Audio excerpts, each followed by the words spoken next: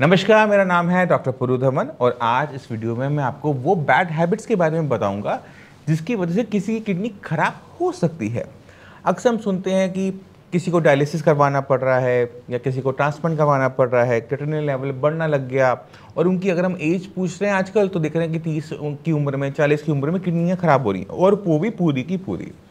तो ये सवाल उठता है कि इतनी कम एज में किडनियाँ कैसे खराब हो रही हैं? कोई ना कोई तो कारण रहा होगा। तो जब हम उन कारणों के अंदर जाते हैं तो हम देखते हैं कि बीपी और शुगर उनमें से सबसे बड़े कारणों में से एक है कि बीपी बहुत ज़्यादा बढ़ गया था, शुगर ज़्यादा बढ़ गई थी। हम बीपी शुगर के बारे में तो बात कर लेते हैं, बट ये बीपी शुगर क्यों बढ़ रहा है इसके बारे में बात नहीं करते। तो अगर हम उनकी गहराई में जाते हैं, देखते हैं, तो अक्सर में देखने को मिलता है कि ये जो यंग पीपल है ना, इनकी अपनी कुछ बैड हैबिट्स ऐसी होती हैं जो कि किडनी फेल होने के पीछे कारण बन जाती है। यानी पे एक बैड हैबिट है, मान लो मेरे पास एक बैड हैबिट है कि मैं रात को सोता नहीं हूँ, मैं रात को बैठ के टीवी देखता हूँ या फिर मैं गेम्स खेलता हूँ। अब मैं रात को ये काम करता हूँ, दिन में थोड़ी देर सोए, 6 घंटे की नींद ली और अगर ऑफिस पे चले गए। तो ये जो पहली बैड हैबिट है रात को ना सोना, ये कितनी खतरनाक साबित होती है इसको अब हम समझ भी लेते हैं। मेरी बॉडी में क्या हुआ, स्ट्रेस डेवलप हुआ, ब्रेन का नहीं पूरी बॉडी का। बॉडी में थकावट बनी रहती है, ऑफिस में जाता हूँ, मुझसे काम करवाया जाता है। अब मेरा बीपी इंक्रीज़ होने लगा। जैसे जैसे मेरा बीपी इंक्रीज़ हुआ तो हाई बीपी की वजह से मेरी किडनी को इम्पैक्ट देखने को मिल जाता है। अब चलते हैं दूसरी बैड हैबिट के ऊपर और वो है पेन किलर्स। मेरे सिर में दर्द हो रहा है, मेरे घुटने में दर्द हो रहा है। अक्सर हम क्या करते हैं, इसके लिए हम केमिस्ट पे चले जाते हैं। डॉक्टर के पास कौन जाएगा, कौन लाइन में लगेगा, कौन उस सर को फीस देगा 500-1000 रुपये, फिर सर ने दवाई तो वही लिखनी है जो मुझे पता है, तो मैं केमिस्ट से जाकर कहता हूँ कि दर्द की दवाई दे दे। अब डॉक्टर की दवाई में और केमिस्ट की लिखी हुई दवाई में क्या फ़र्क है, मैं आपको समझाने की कोशिश करता हूँ। डॉक्टर आपकी उम्र देखेगा, आपकी दर्द का एरिया देखेगा, फिर सोचेगा कि ये मेडिसिन लीवर के लिए भी ठीक है, ये किडनी के लिए भी ठीक है और पेशेंट का दर्द भी ठीक कर देगी। यानी वो एक तीर से 3 शिकार बनाएगा और आपको वो मेडिसिन लिख के देगा। मान लो उसने XYZ मेडिसिन लिख के दी, आपका दर्द भी ठीक, किडनी भी बच गई, लीवर भी बच गया। केमिस्ट क्या करेगा, केमिस्ट सोचेगा ये मेरा जो पेशेंट है ये मेरे पास बार बार आता है, मैं इसका फ़ायदा पहुंचाता हूँ, ये सस्ती वाली गोली दे देता हूँ। आपको इसके अंदर सॉल्ट क्या है कोई मतलब नहीं, वो आपकी बॉडी पे किस तरह से साइड इफेक्ट दे सकती है आपको उससे भी मतलब नहीं। आपको तो मतलब है कि मेरा दर्द ठीक हुआ या फिर नहीं हुआ। आपने वो गोली खाई, आपको आराम आ गया, कहते यार ये तो गोली बहुत सही है, मैंने खाई, आधे घंटे में मेरे को तो दर्द में आराम मिल गया। अगले दिन फिर से दर्द, आप फिर पहुंच जाते हो केमिस्ट के पास, एक गोली और दे दो, उसने दे दी, फिर देखते हो कि अगले दिन फिर दर्द, फिर पूरा पत्ता उठा लाते हो। अब आपकी ना वो हैबिट बन गई, हर दूसरी तीसरे दिन आपको दर्द होता है, आप एक गोली खाते हो, आपका ठीक हो जाता है।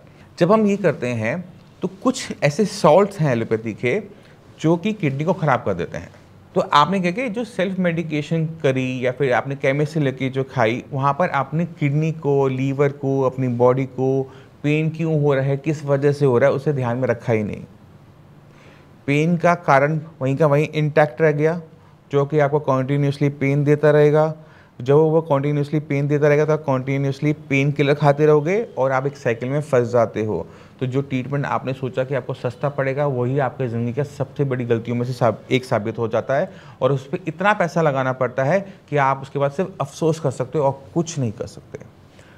तो पेन किलर से आपने बचना है, पेन के पीछे जो कारण है उसको ट्रीट करना है, ना कि पेन को ट्रीट करना है। और तीसरी सबसे बड़ी बैड हैबिट होती है वो है नमक से प्यार। अक्सर आप सुनते होंगे, कोई कहता है मैं स्वीट टूथ हूँ, मुझे मीठा बहुत पसंद है। अब एक नया चलन चला है, मीठा आपने अपना काम कर दिया वेट को लेकर। नमक, मैं सॉल्ट टूथ हूँ, क्यों?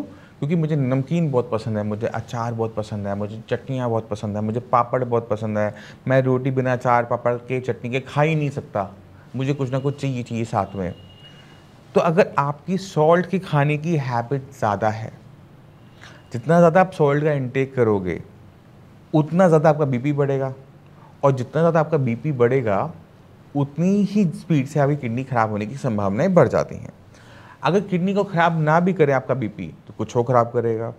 तो ये जो नमक को हम इनटेक करने की जो हैबिट है ना, उसको कम करना चाहिए। नमक और चीनी से जितना हो सके उतनी बचने की कोशिश करो, क्योंकि जितना से बचने की कोशिश करोगे उतनी अच्छा आपकी बॉडी रह पाएगी। पहले जो नमक होता था वो सेंधा नमक यूज़ किया जाता था, सेंधा नमक के अंदर क्या होता था, वो पहाड़ों में जो पानी इकट्ठा हो गया उससे पानी जब सूखा तो पीछे नमक छोड़ जाता था, वो उसे हम सेंधा नमक कहते हैं। इसके अंदर ना कुदरती रूप से ना बहुत सारे एलिमेंट होते हैं। सोडियम तो होता ही होता है, सोडियम के साथ पोटेशियम भी होता है और छोटे छोटे और बहुत सारे एलिमेंट होते हैं।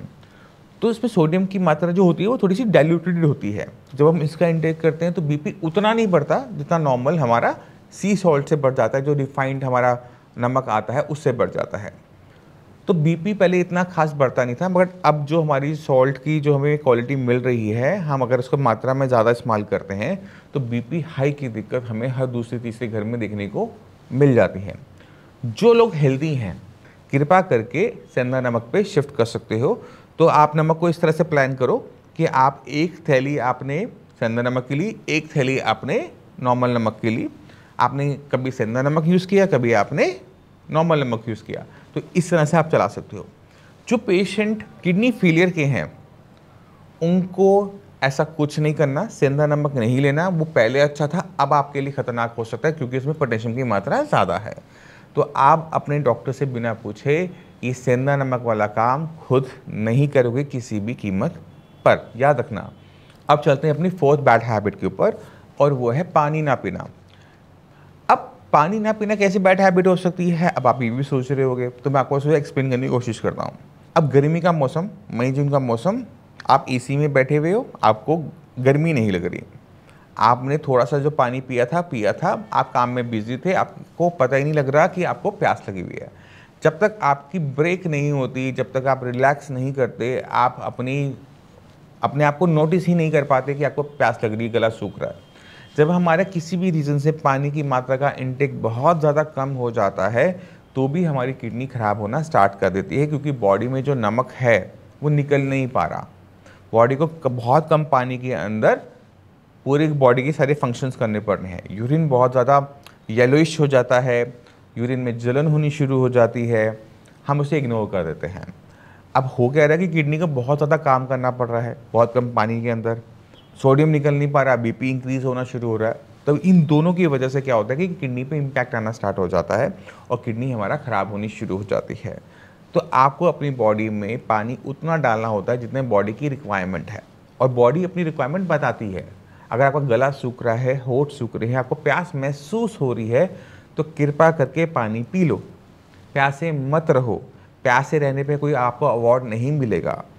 जो किडनी फेलियर के पेशेंट हैं उनको भी इस चीज़ का ध्यान रखना चाहिए। अगर वो पानी बहुत ज़्यादा कम कर देंगे तो उनकी रिपोर्ट में क्रिएटिनिन के लेवल बढ़ने शुरू हो जाएंगे। याद रखना, पानी ज़्यादा पियोगे तो बॉडी में स्वेलिंग आ जाएगी। जिनकी भी किडनी ख़राब है आप एक टाइम में 1 कप पानी पियोगे और फिर दूसरा कप पानी आप पी सकते हो, बट दोनों कपों के बीच में आपने 5 से 10 मिनट का 15 मिनट का गैप रखना है।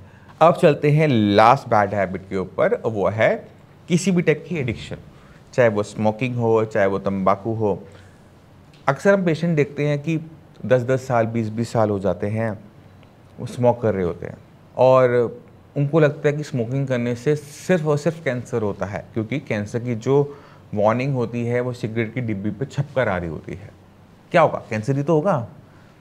बट उनको ये नहीं पता होता कि कैंसर से अगर आप बच भी गए, क्योंकि आपके जीन्स अच्छे हैं, भगवान ने आपको अच्छे दे रखे हैं, सिगरेट से आपकी किडनी भी ख़राब हो सकती है। जब हम स्मोक करते हैं निकोटीन अंदर जाता है, निकोटीन आपके बीपी को बढ़ाता है, उस बीपी से आपकी किडनी ख़राब हो सकती है। इसी तरह से अगर आप तंबाकू चबाते हो या किसी भी तरह से तंबाकू का इस्तेमाल करते हो, बहुत ज़्यादा मात्रा में करते हो, रोज़ करते हो, बीपी चेक नहीं करते, बीपी बढ़ा हुआ रहता है, मेडिसिन नहीं खाते, अपना ध्यान नहीं रखते, तो आपकी किडनी ख़राब होने की पूरी संभावना है। और ये जो निकोटीन लेने की आपकी हैबिट है, कैफीन लेने की जो आपकी हैबिट है, इसको थोड़ा सा ब्रेक मारो। तो मैं उम्मीद करता हूँ इस वीडियो से उन 5 बैड हैबिट के बारे में आप समझ गए होंगे जिनको आप नज़रअंदाज कर देते हो, अरे ये तो छोटी सी चीज़। ये गलतियाँ मत करो, ये बहुत भारी पड़ती हैं। अगर किडनी बच भी जाती तो कुछ और ख़राब हो जाता है। तो कृपा करके हाथ जोड़ के विनती है, प्लीज़ मत किया करो। इससे आपकी बॉडी को हेल्दी रखने में आपको और आपके घर वालों को बहुत हेल्प मिलने वाली है। इसी के साथ मैं आप सभी से चलने की आज्ञा चाहता हूँ। मिलते हैं अगली वीडियो में, तब तक के लिए नमस्कार।